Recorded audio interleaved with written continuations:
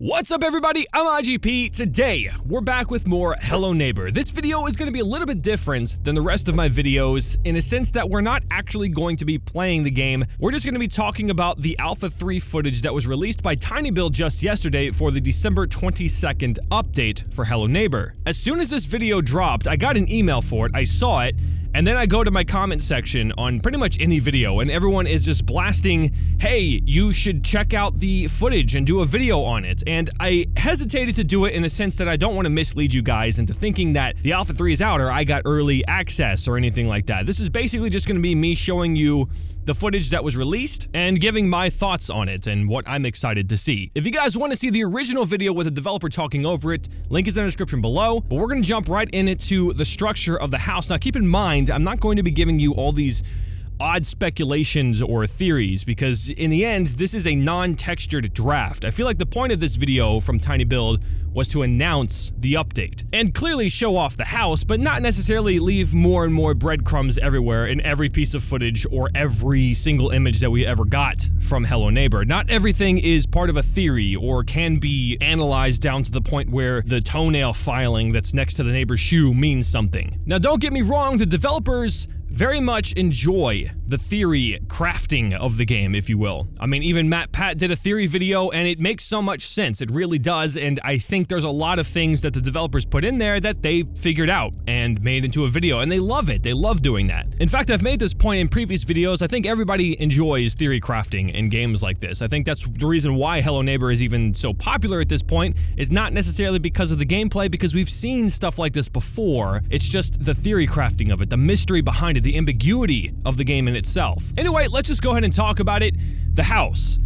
This is a huge house. This is definitely a non-conventional house in terms of structure. It doesn't make any sense structurally. I don't even understand how half of this stuff is standing up. As you can see, it's got a windmill, I guess, to generate energy, which is pretty efficient if you ask me. But then there's a lot of things that we've seen in previous builds, like the train track. It looks blocked off in every way. There's boards in the middle of the tracks and boards at the entrances where the track is supposed to go into the house.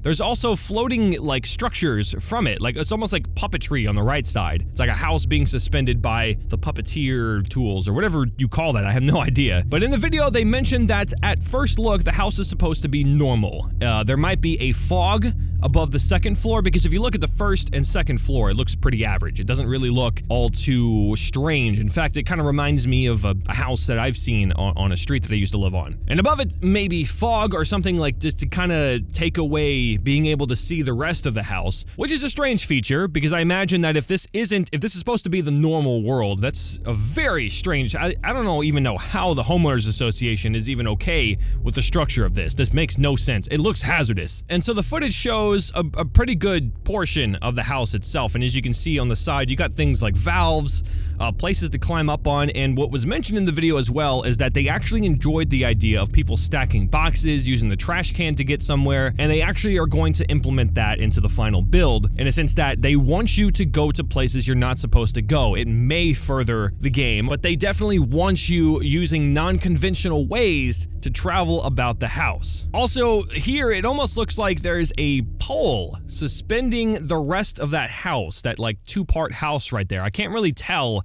exactly, but it kind of reminds me of a treehouse of sorts. Again, structurally, I don't even understand how that makes sense or how nobody else around the neighborhood is questioning this guy. A theory could be that this can only be seen by the player, or this might be a dream sequence or something, just kind of elaborating on the sense of maybe a fear that the player has. Because again, the funhouse theme, or the circus theme, as MatPat described in his theory video, very much stands, even with this build itself. Even with the concept art that we've seen by tinyBuild shows just this funhouse look. It just looks like something out of a circus, something like it would be an attraction in a grand circus. And because the house is so big as well, you'd think that there may not be room at all for a basement, but in past interviews, AMAs, and such from the developers, they've talked about how there's going to be multiple areas to play in. The house itself, the area around the house, and of course the player's house. The basement is definitely going to be a playable area,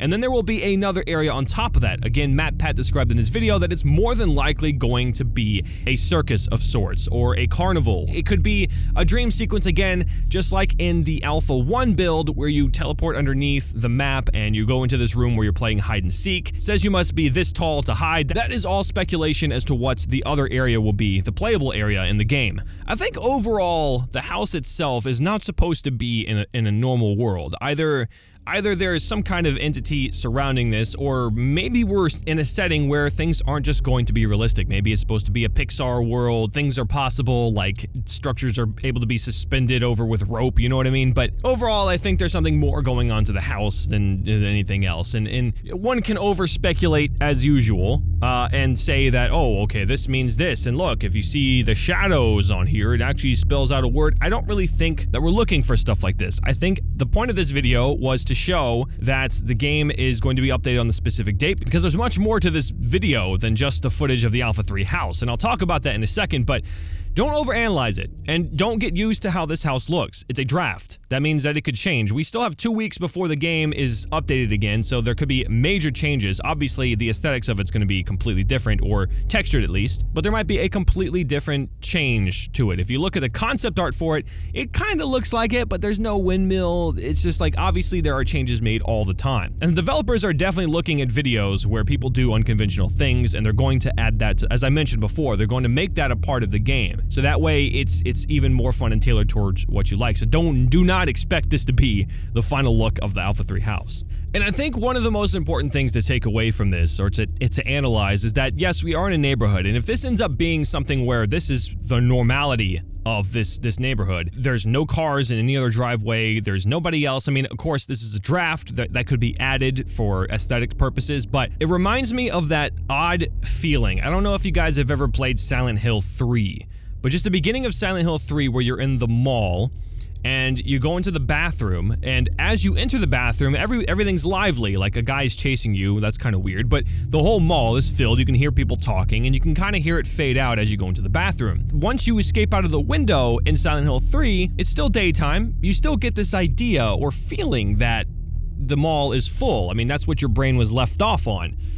There were people there. Then you start to realize things are strange. Like, it's slowly turning into that weird Silent Hill world where there's nobody, you're alone, and you get that kind of feeling, and it's just like at bay, it's lingering there, and it's a very creepy feeling, and I hate that feeling so much, and that's almost what I get from this, because this structure is so obviously weird.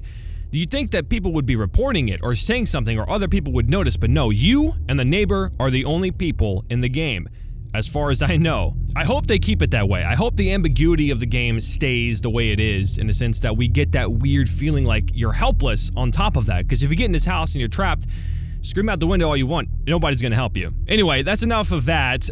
The other point of the video was actually pretty important, was to announce the game's update on December 22nd, and the fact that the Alpha 1 build, the one with the shark in the top of the house, is going to be free for download once that update comes out. So be sure to check the Hello Neighbor game website, which actually does have a countdown. It will show you when the update's coming out, but it will also allow you to download the Alpha 1 if you sign up. So that's going to be fun. That's one of the most fun builds so far. I feel like between all three of the ones that are out now, that one was pretty fun. That's where most of the theory crafting even started. So be sure to head over to helloneighborgame.com, sign up, and you'll get access to it once it releases. And I think it's going to be pretty fun. There's the video. I didn't know what direction to take this. Very much apologize for those this might piss off. I don't mean to. It's kind of exciting. This game is, you either see the game as one where theory crafting is a thing, right? Like Five Nights at Freddy's. It's like you either love it or you hate it. You either hate it and despise it in a sense that everyone is talking about it. So I think people get that sense from it, but at the same time, you can also appreciate what the developers have done in this game. You are free to theorize and construct your own ideas of what the game is really about, because they choose to stay ambiguous, and I love that. that. Like I said, I mentioned it before in previous videos, the whole idea of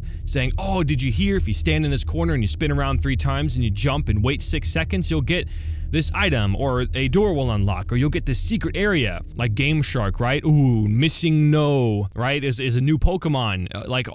There's a lot of fun behind theory crafting, and the mysteries, and weird things happening, glitches, and cheats, and flying around to see the other, like, parts of the map. Like, it's all interesting, and I think this game does a really good job of it. That is why it is so popular at the beginning, because like I said, it's a game that's already been done before. Not to this extent, but it is a gameplay mechanic that has been explored many times over. So, I'm done rambling. I'm sorry about that. I tend to do that a lot. But thank you guys so much for watching. I hope you enjoyed the video. I hope you're excited to see the update on December 22nd. Again, you can get the Alpha 1 for free. Mess around with it all you want. It's a lot of fun. Thanks again for watching, guys. I love you all, and I'll see you in the next one. Bye-bye!